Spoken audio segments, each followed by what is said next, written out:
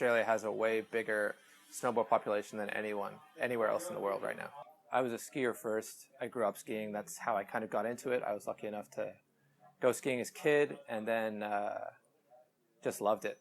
I started snowboarding just because one year I was teaching and we had bad snow.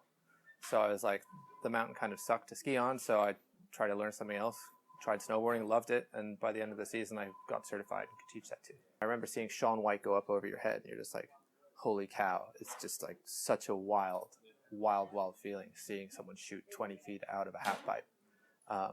So that was my kind of first experience of it, and I'd never seen skiers do that. Then getting further and further into the sport, you realize that skiers are doing exactly the same thing, and it's not a ski-snowboard divide in that sense. The cool thing is that both of them are now at a point where they're both have such a huge there's so much cool stuff happening in both. There's a huge freestyle movement in both. There's a huge freeride movement in both.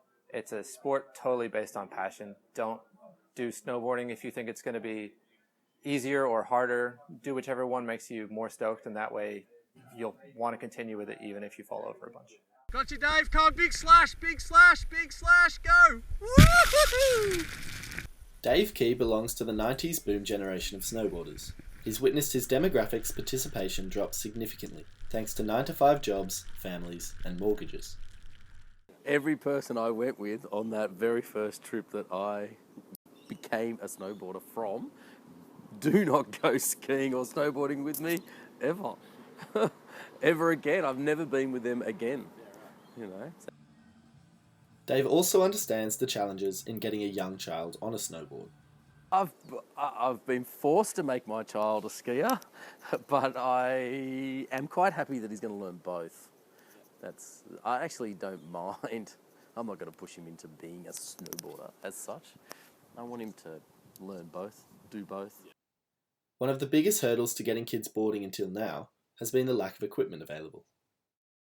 Only now, recently, probably in the last year to maybe 2 years, I've seen it here in Australia. I mean, I think there's been a lot more stuff over in the States, but not much here.